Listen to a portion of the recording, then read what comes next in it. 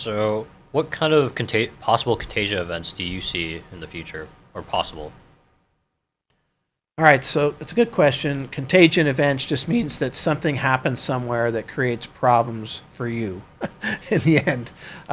In 2008, the contagion was these credit default swaps, they were called.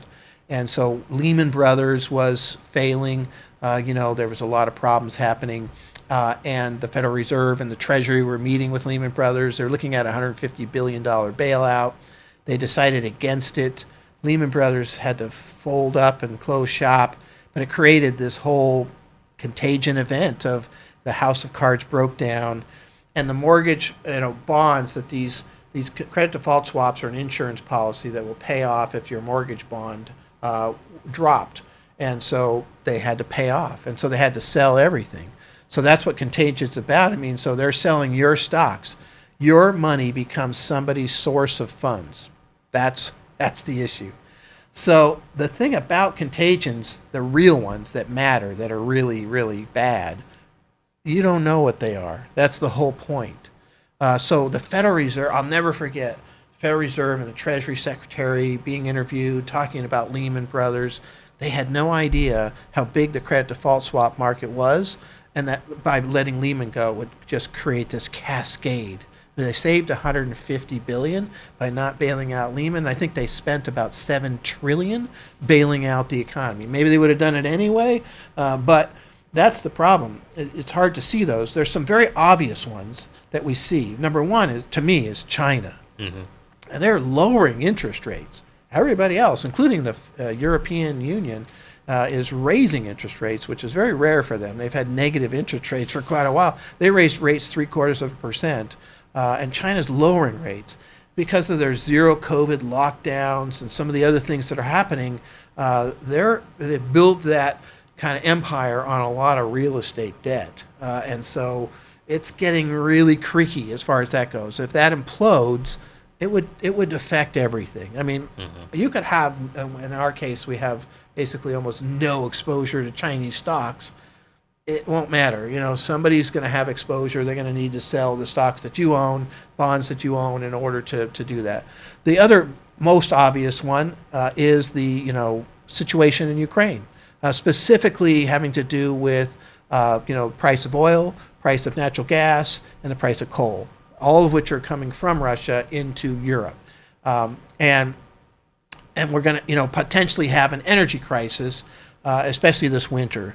So Nord 1, which is a pipeline from Russia, they kept turning it off, turning it back on, reducing the amount. They've now turned it off. And they've said basically until you take away the sanctions, we're just going to leave it off. And so you've got countries like Germany getting half of their natural gas from Russia. And so the winter there's going to be more demands. It's going to be very fascinating.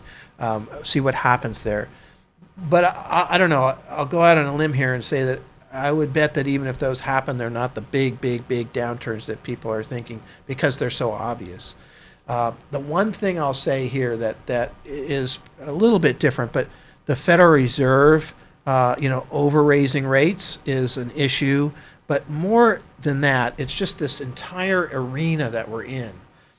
What happens is when things start to have trouble, the whole raising of rates puts pressure, the stock market falling puts pressure on everything, on companies, on countries, and the bond market falling. All of these things put pressure. And Greenspan had this famous saying, basically when the tide goes out, you can see who's swimming naked. And so what's happening right now is the tide is going out, and that pressure is getting higher and higher and higher.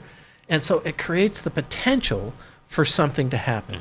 And so, maybe it's a third world country or an emerging market that defaults on its debt, right? Because the debt is denominated in U.S. dollars, which has been getting stronger and stronger and stronger, and they're having to take their currency, and basically their payments are going up, right? The cost of their payments because they're having to get dollars. Those types of things. And so that's, I think, overall what I would be focusing on here. And the reason that we have 18% of our stock market exposure, out of the market, is because the potential is higher right now. There's just no way around that. There's an inverted yield curve. There's a leading indicators are down for 5 months. Those type of things. I think there's some great things happening, and that we could end up with a really good market here. And most of these big market downturns, recoveries, came out of just bad news. March of 2009 was dark. It was the bottom, right? Nobody thought that at the time. So you always got to keep that in mind. It's why we keep some exposure here. But that's kind of what's happening. Obviously, China and Ukraine are the two biggies. But it's more the pressure that's being applied to the system right now. And those companies that are over-leveraged or countries that are over-leveraged or what have you, that's where we could see some problems. So we'll have to see how this plays out. It's going to be very fascinating. Yeah, and you definitely going to see as the market keeps coming down, or if it keeps coming down, more like Ponzi or scams that are falling apart because they just can't pay out anymore. Oh yeah, they just had the $196 million one in Florida with the lady. They called her the Mother Teresa of small business because she had this scheme. Her and another gentleman had this scheme where they were gathering money from investors, over 15,000 investors, by the way, which is a lot more than we have, which is amazing. These scams get so many people involved. It's just incredible. Of course, paying out these elaborate rates of return, because what they claimed was they were lending money to businesses, right? And so they're going to get these huge returns, and they're returning part of that. Of course, in a Ponzi scheme, they don't have any of that. They're just taking your money, paying some of it back to you as payments, and essentially then, taking out the, rest to spend on their lifestyle. Works fine as long as they can get new money coming in.